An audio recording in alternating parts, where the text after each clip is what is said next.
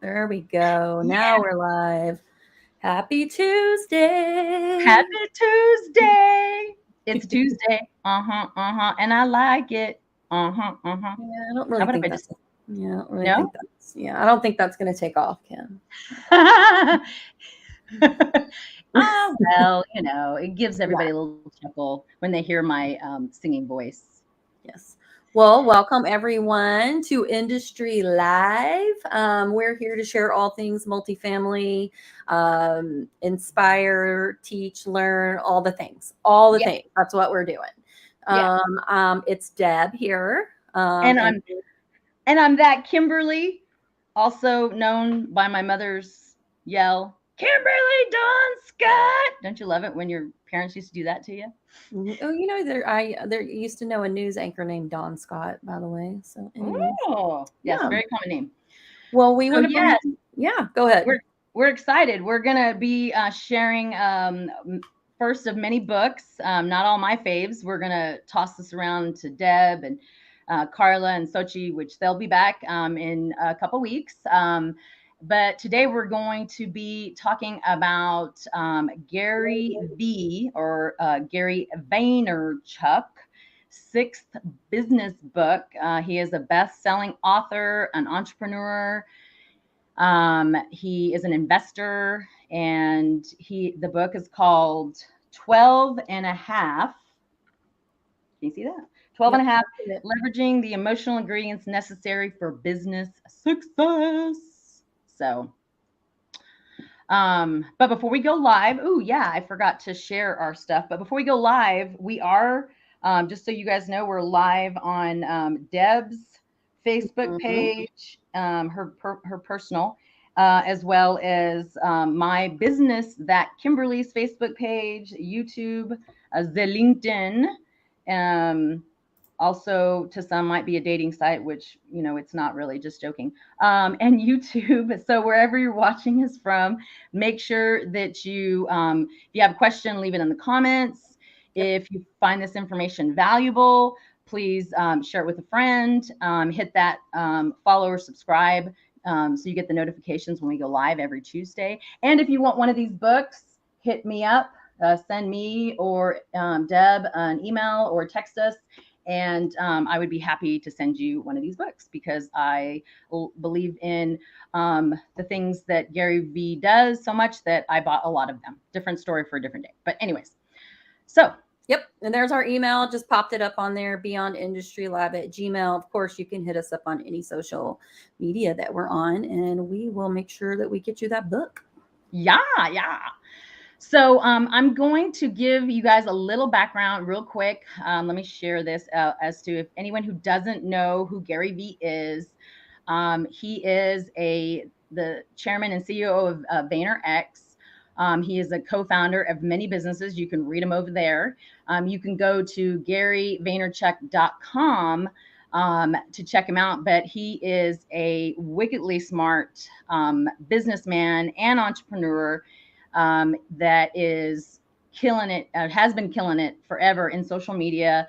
He preaches, document, don't create. And he is just an amazing human. I've actually seen him 4 times, speaking 4 times, met him 3 of those 4 times, and genuinely just the salt of the earth. So of course, I always, practice. I try to do the best and practice what he teaches. He gives all his good stuff away for free. He has 10 million followers on Instagram. He has almost 4 million on the YouTube. And he gives away serious, business advice. So if you want to, dig down into any of his playlists, I highly recommend it. He's got business advice for just about everyone, I should say. Twitter, he's got 3.1 million followers, and I don't even know the number on the Facebook, but he's A just an lot. amazing human. Yeah, a lot. A So lot. I'm gonna play instead of messing up the exact what the messing up what the book is about before we discuss it. I'm gonna just play this video. I might cut it off so if it gets too long, but it's only 2 minutes. So hang in there. Hold on. Let's watch. Let's volume, people, volume. Yes. Is it coming through? Nope. I think it's There we go. a symphony or a painting when done properly. And I think that for it to ever have that space in society, we must realize how much these traits here can be the catalyst of success. I'm going to redefine what an entrepreneur and business person is thought of. I think I can do it. Honestly, I genuinely believe my great legacy may be that I made emotionally intelligent. Oh, don't stall on me. I even It is laggy. Is it? Soft skills alpha. Most alpha males that are winning in business are talking about very different things than I'm talking about. And I think it's an important balance to the conversation. Why can't you be kind? Yeah. Why can't you be empathetic? You know, I think a lot of things that we're taught around business are hard skills. It's very important. But at the end of the day, I really think business is run by people, with people, for people. And either I care more about the money or I care more about a person in the world running around saying who I am as a man. I choose the latter. I don't even understand what we're debating. How can you have an organization when the asset is people, where that is not the thing we spend the most time? Now, I can be kind of like aggressive and competitive, but my absolute strength and foundation to my success, and often other people's that I admire from afar, are predicated on their empathy and perspective and gratitude and warmth. And I think the way I roll is going to be the next era. It's almost that I came into the business world with the growth of the emotional intelligence, you know? And that it took me all these years to realize that that was it. Hence the book. This was it. This was always it. I believe that so much more success, happiness, results are upon me. And hence why this book is being written now.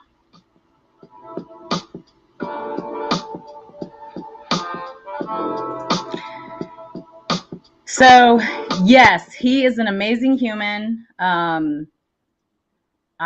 am always like saying, but GaryVee says, because he doesn't give you direction, advice, whatever you want to call it, based on a need to get something from you or a need to deceive you.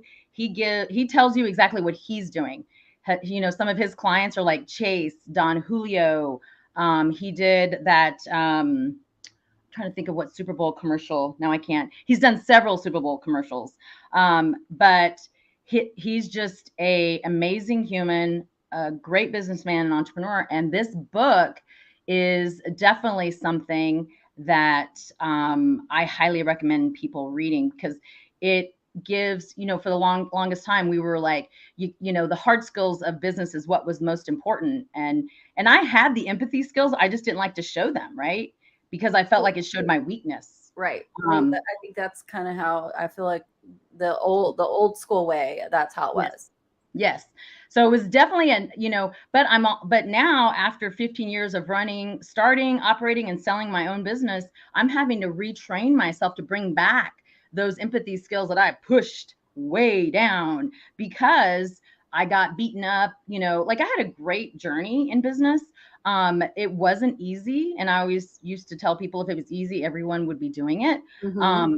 But it's definitely something that I was skittish after selling, you know, being able to show those empathy skills. And even though I would show them to the people closest to me, but now in business, I just show them. Like I always have to seek to understand and have to definitely bite my patience more with people that I am just meeting or I don't know, so that I can stop and listen. And like Kelly said, active listening.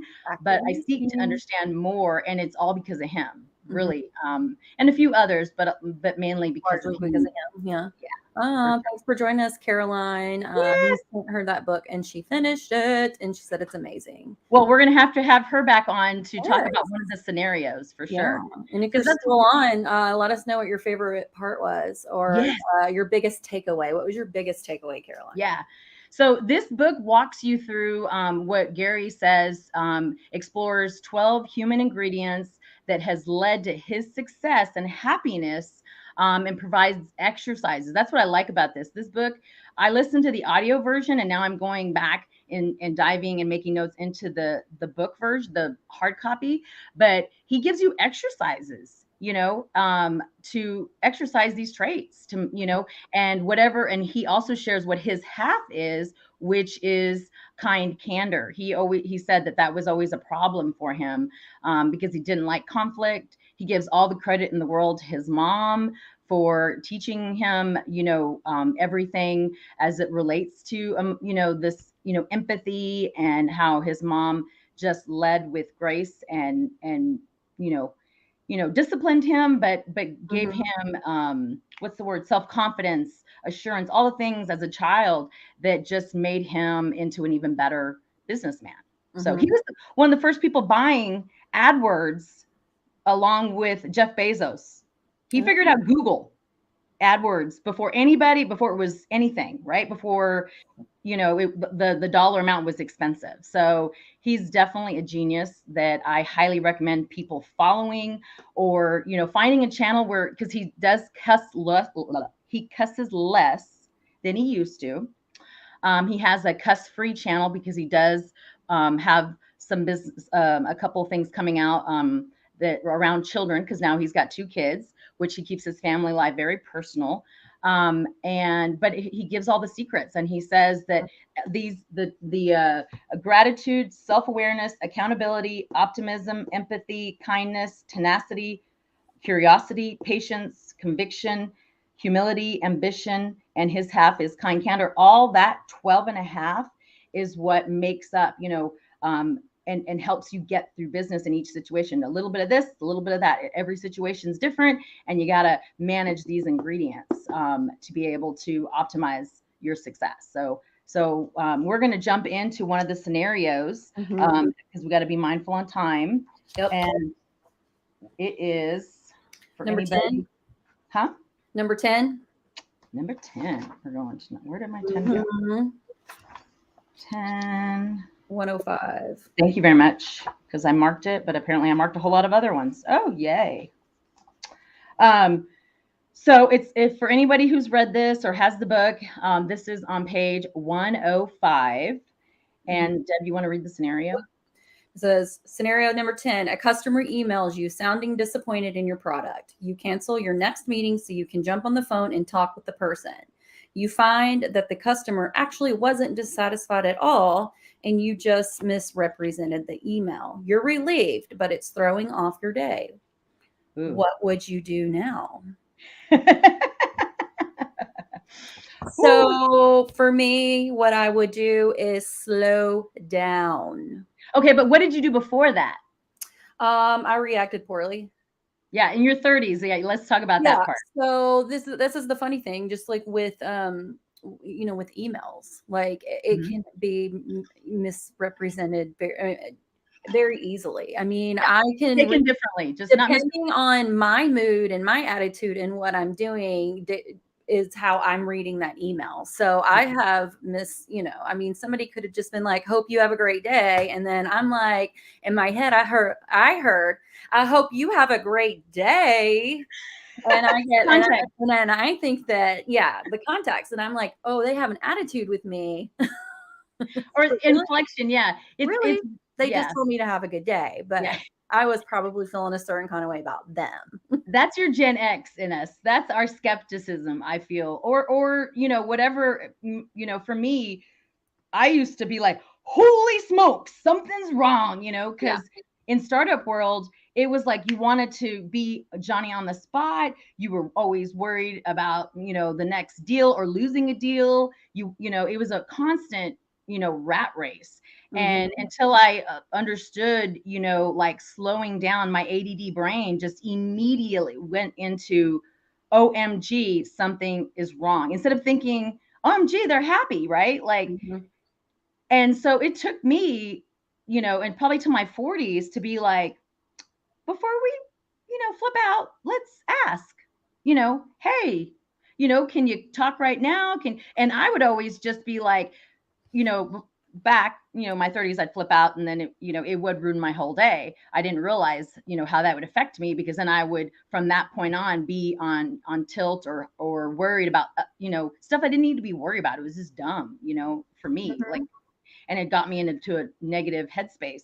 But in my 40s, Alexa, dismissed. I forgot I set a reminder. Love that technology, right?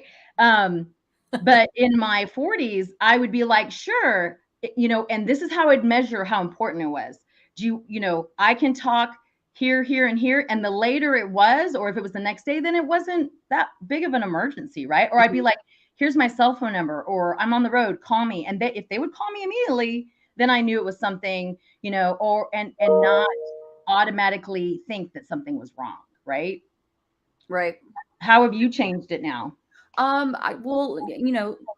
A lot of times I feel like we're just in a hurry, and when we're in a hurry and we're frazzled, then we just, we don't think properly. So I'm learning to slow myself down and take a few seconds and evaluate how I need to respond. And not think the worst. Not think the worst. And then, not think the worst, because then that like affects your entire rest of your day and everything else that you're doing in that day. So, yeah. So, GaryVee shares, what he did, because it has happened to him. And so he goes through that, but then he also goes through a scenario follow-up. I don't know. Do you want to read how GaryVee approached? Okay. Scenario follow-up is there a way? Hold on, no. Read what he said about something similar happened to me yesterday. Oh, yeah. Okay. Sorry. All right. He said something similar happened to him yesterday. He got a text from a couple of people on a creative team at his company that said, "Can we talk?" They've been with him for a long time, so he felt like something was off. He ended a meeting early, FaceTimed them on the spot, and ended up being 5 minutes late for the next meeting, which was an important one. So the next meeting was a little less efficient than he wanted it to be, because the details from the FaceTime call hovered in his mind for the next 2 to 3 hours, thinking about that situation, and it put him in another place mentally, and threw his entire day off. So instead of FaceTiming those people, he could have set up a meeting the next week. But he wanted to know right away. So he says, I took accountability knowing that it's what I chose to do.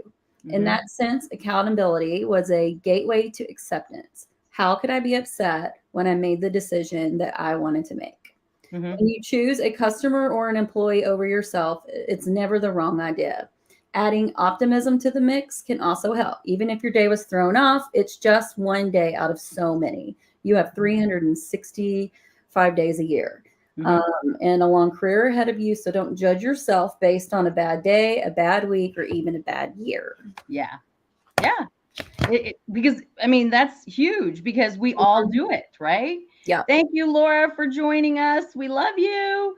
So yes, this is truly something that if we seek to understand and approach it with optimism, he believes in, his motto is, his employees come first, and he is there. He works for his employees. That's his, his mindset for sure. And if they're failing, it's because he's failing them, so he's his advice of seeking optimism, and maybe just slowing down to ask, or set the appointments of throwing off the rest of the day is truly important. I like the follow-up though too. It's really good. Is there a way to keep your day on track after an unexpected negative email? How do you prevent your day from being thrown off?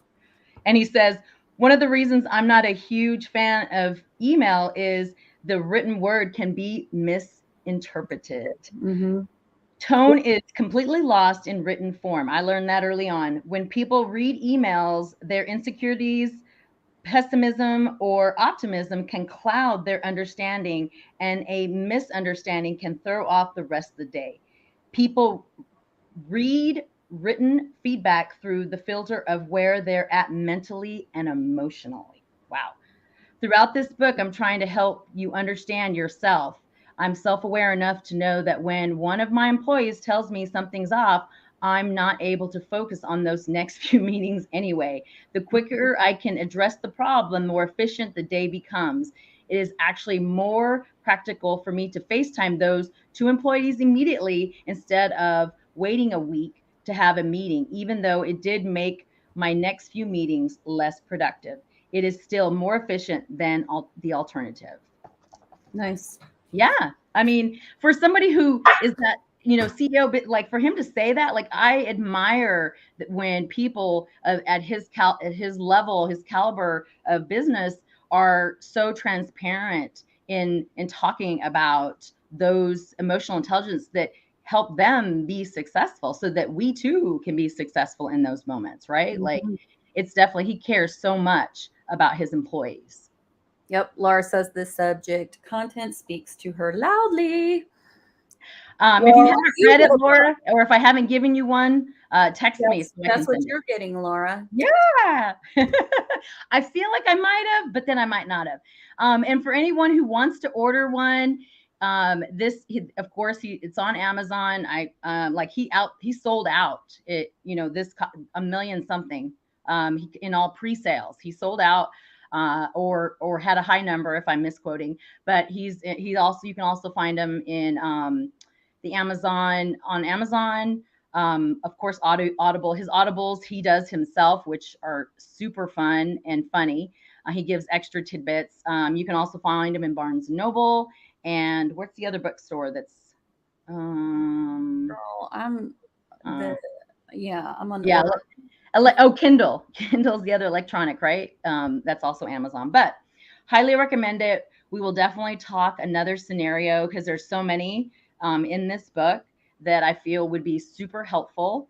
And the exercises, I recommend people, and it's an easy read. It's an easy listen too. Like it goes by like that. So it's something that we'll be talking about more, Yeah. and maybe Deb will be giving, it's going to inspire her to tell me what her favorite books are. Yeah. I've got a new one. I haven't started it yet. Which one? Leading Change. Ooh. Be the change you want to see in the world. This is a recommendation from my good friend Christy Rodriguez. Woo woo. So yeah, That's awesome. dig into that one and keep you posted. Yeah, let me put this link in our chat so that it'll come out on our stuff. And then you want to lead us into the wrap up so I don't go over my jaw. Yep. So let's see. All right. So if you thank you for joining us today. We like to keep these right at like our 30 minutes. Mm-hmm. But if you would like to be on live with us, feel free to send us an email. Also, you can go to this link.